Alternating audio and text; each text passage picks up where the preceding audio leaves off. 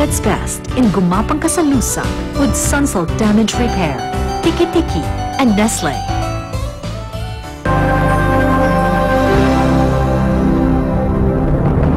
Sa bawat medical supplies at gamot na ginagamit sa ospital ng San Felipe, pumapatong si Mayor ng 20%. Anong balita ka tungkol kay Daddy? Totoo ba yan? Meron na naman bagong pasabog sa'yo si Ricardo at mukhang mapapatunayan niya. Nakuha mo na yung gusto mo. Siguro naman dapat hanapin mo na si Levi. Asikaso ko sa mga tao yung paghahanap kay Levi.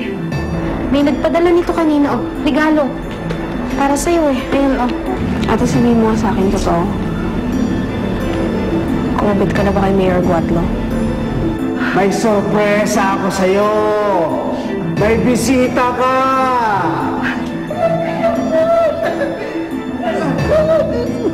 Paunang bayad. Magpagaling ka muna.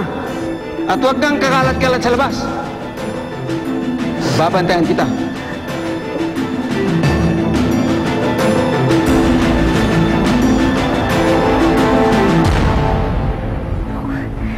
Sama naman ako ba yan? Eh, narinig ko sa'yo na yun sa kasi ito, parang nagpatalo eh. Sabi pa, makukuha mo daw lahat ng gusto mo. Tsaka maaalagaan ka ni Guatlo. Ako, Gina, alam mo naman si Tay. Siya lang naman yung may gusto na kumabit ako dun sa mayor na yun eh. Eh, kung siya na lang kaya kumabit dun kay... Hindi mo naman sinagot yung tanong ko eh. Hindi. Alam mo naman kasing tanong yan. Hindi ako kakabit dun, no? Ano ka ba? Kahit makukuha mo lahat ng gusto mo? Kahit na hindi ko makuha lahat ng gusto ko. Gina, nandito naman lahat ng kailangan ko. Nandito kayo, ang pamilya ko. Si Levi. Seryoso ka ba, ate? Oo naman. Ako, tama na nga yung chismis na yan. Ako naman yung chismisan mo. Hindi naman siya chismis, ate. Si Jonathan tsaka si Apple, hindi na ikakasal.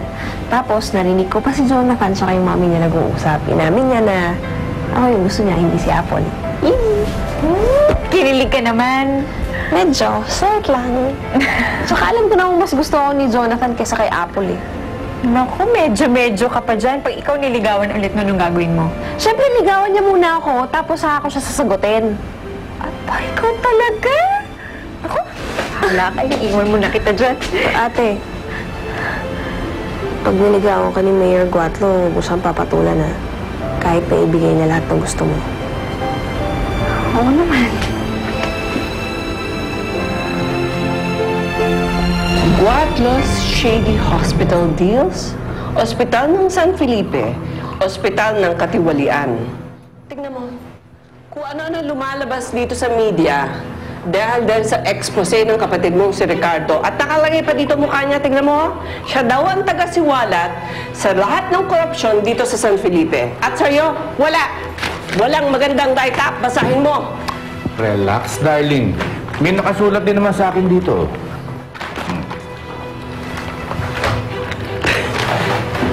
Niloloko mo ba ako, ha? Niloloko mo ako? Nakalagay dito, ha? Hindi ka lang nangungumisyon, pumapatong ka pa sa lahat ng infrastructure sa San Felipe. Paano pag nabasa ito ng anak natin?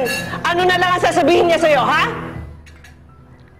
Pwede ba sa araw nito, wag ka muna magpapakita sa media at tatanungin ka lang ng mga yan ng mga negative write-ups mo. Whatever you say. Well, you better do that.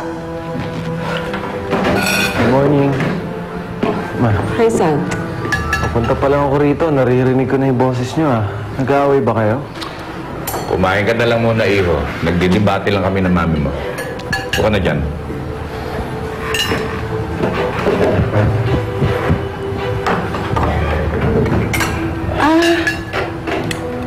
Jonathan, Iho, can you do something for me, please?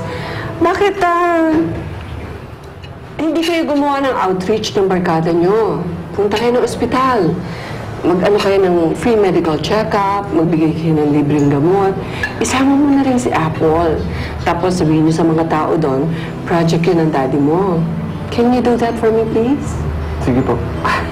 Thank you. Thank you, son.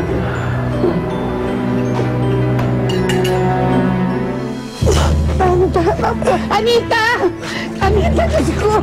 Anita, Toto! Anak! Anak, ano ba nangyari sa'yo? Tahan! Ano nangyari sa'yo? Saan ka ba galing? Ang dami mong sugat sa katawan. Anak, ano gusto mo nangyari sa akin? Importante, buhay ako at nandito ako. Sino ba yung umigawa sa'yo niyan? Hindi na importante yun. Ang importante, magkakasama tayo ngayon dito.